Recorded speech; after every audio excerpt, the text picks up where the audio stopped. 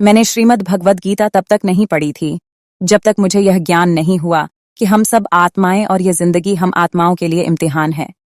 अपने अंदर से अपने सबसे अच्छे रूप को बाहर निकालने का और भगवद गीता इस इम्तिहान को पास करने की एक अहम किताब है। भगवद गीता के 18 अध्याय हैं और यह संस्कृत में परमात्मा द्वारा दी गई थी। समय के साथ संस्कृत भाषा रोजमर्रा की जिंदगी से निकल गई और यह ज्ञान मनुष्य से दूर हो गया। समय समय पर भगवद गीता के साधारण अक्षरों में अनुवाद किया गया। इसी कोशिश को आगे बढ़ाते हुए आने वाले 9 मिनटों में भगवद गीता के कुछ अहम हिस्सों को अपने गुरु के आशीर्वाद से एक आसान रूप में मैं अपने 7 बिलियन भाई बहनों के चरणों में समर्पित कर रही हूँ। यह ज्ञान परमात्मा ने भगवान कृष्ण के द्वारा सबसे बड़े धर्म युद्ध महाभारत की रणभूमि कुरुक्षेत्र में अर्जुन को कुछ 5000 साल पहले दिया था। यह वह वक्त था जब धर्म का बार बार उल्लंघन हुआ। परमात्मा का डर मनुष्य से निकल गया। लालच की होड़ में भाई ने भाई को मारने की कोशिश की और यही नहीं, एक ब्याहता औरत को भरी सभा में अपने बड़ों के सामने अपमानित किया गया। इससे पहले कि मनुष्य जाति धर्म युग से निकलकर पूर्ण रूप से कलयुग में जाती, युद्ध की रणभूमि में युद्ध से कुछ पहले परमात्मा ने गीता भगवान कृष्ण के द्वारा मनुष्य जाति के कल्याण के लिए दी। ऐसे ही जैसे कभी तुराम मोजेस को, गॉस्पेल जीसस को और कुरान प्रॉफिट मोहम्मद को दिया। गीता, बाइबल, कुरान, तुरा, गुरु ग्रंथ साहिब परमात्मा द्वारा दी गई किताबें हैं जो किसी एक धर्म के लिए नहीं बल्कि पूरी मनुष्य जाति के लिए, पूरी इंसानियत के लिए, सब आत्माओं के लिए है। क्योंकि यह आत्मा को परमात्मा के बारे में, उसकी सृष्टि के बारे में और सबसे अहम उन कायदों के बारे में समझाती है जिनका आत्मा को मनुष्य के रूप में हर हाल में पालन करना होगा, रक्षा करनी होगी और इन्हीं कायदों की बुनियाद पर एक आत्मा को शरीर त्यागने के बाद परखा जाएगा और इस परीक्षा से पास होने पर हमेशा के लिए जन्म और मृत्यु से मुक्ति मिलेगी।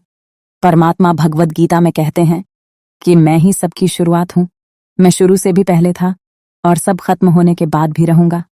सब मुझ में है और मैं सब में हूँ।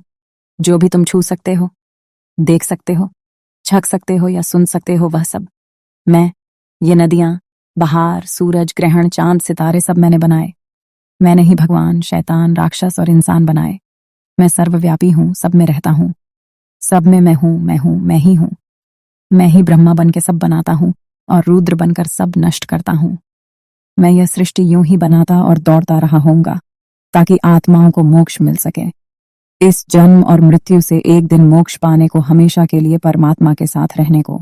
भगवद गीता कहती है कि इस सबसे बड़ी परीक्षा के लिए परमात्मा ने प्रकृति का निर्माण 5 तत्व हवा, अग्नि, जल, पृथ्वी और मिट्टी से किया, जिन्हें हम छूकर, छककर, सूंघकर, देख के समझ सकते हैं और खुद परमात्मा इन 5 इंद्रियों की समझ से बाहर हैं।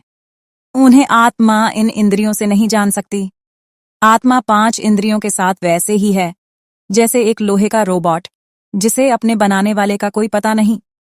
अर्जुन को भी परमात्मा का विराट रूप देखने के लिए भगवान कृष्ण ने दिव्य नेत्र दिए।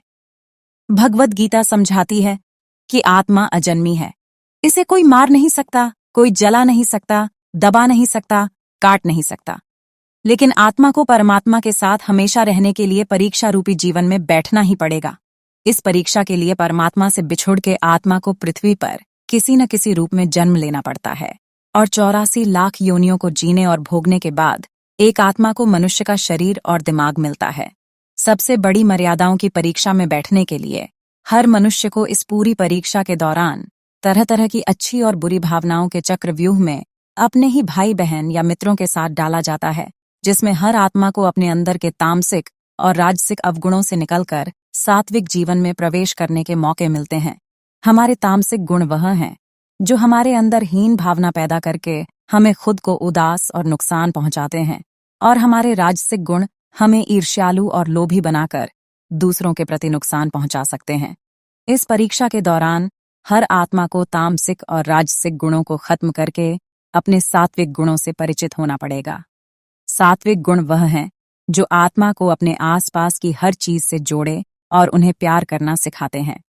परीक्षा के दौरान हर आत्मा को जीवन के 4 स्तर धर्म, अर्थ, काम और मोक्ष का ज्ञान पाकर ही मुक्ति मिलती है।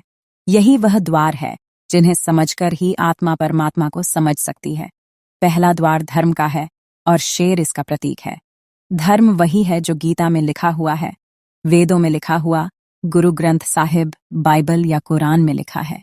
धर्म वही है जो धारण किया हुआ है, जिसे आपका दिल मानता है। जैसे झूठ नहीं बोलना, चोरी नहीं करना, भगवान का निरादर नहीं करना, दूसरों को नुकसान नहीं देना, यही सब धर्म है। और हर आत्मा को अपने जीवन काल में हर समय धर्म का पालन करना होगा और उसकी रक्षा करनी होगी। दूसरा द्वार अर्थ का है और घोड़ा इसका प्रतीक है।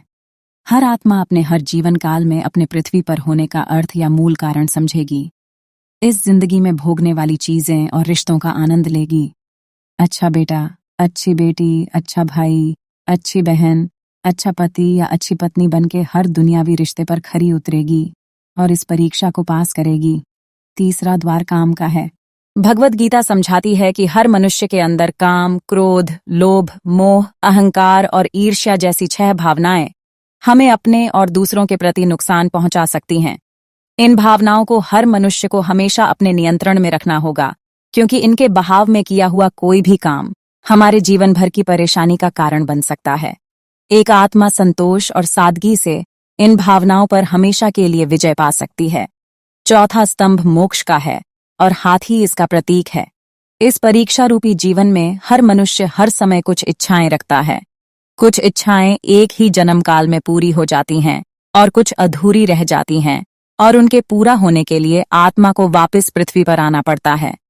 भगवत गीता समझाती है कि हमारी इच्छाएं ही मूल कारण हैं हमारी पृथ्वी पर वापस आने का, और अगर हम कोई भी इच्छा न रखें तो हम जीवन और मृत्यु से मुक्त हो सकते हैं। यह द्वार माफी का भी है। जिन्होंने आपके साथ बुरा किया उनको माफ करके और जिनसे आपने बुरा किया उनसे माफी मांगकर मुक्ति पाई जा सकती है। जब तक आत्मा इन चारों दरवाजों धर्म, अर्थ, काम और मोक्ष को समझ नहीं लेती, तब तक आत्मा को बार बार इस मनुष्य रूप में आना ही पड़ेगा। परीक्षा का समय खत्म होते ही आत्मा शरीर और अन्य सब वस्तुओं का त्याग कर देती है। जो भी संसार में रहकर बनाया वह किसी और का होगा और आत्मा अपने कर्मों के फैसले के लिए चली जाती है। आत्मा के अच्छे बुरे कर्मों का हिसाब होता है। अपने अच्छे कर्मों के लिए आत्मा कुछ वक्त के लिए स्वर्ग और दुष्कर्मों के लिए नर्क में चली जाती है।